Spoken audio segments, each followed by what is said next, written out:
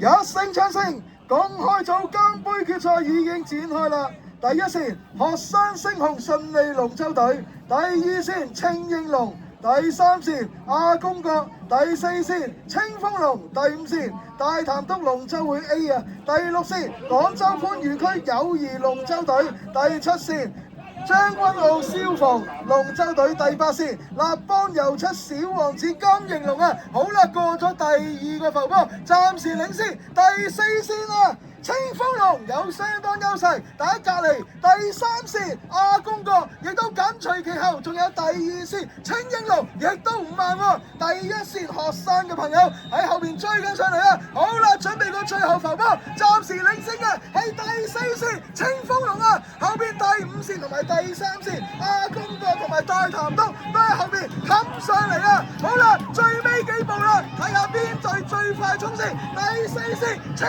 風龍鬥唔鬥到，贏唔贏到？清風送手衝線啊！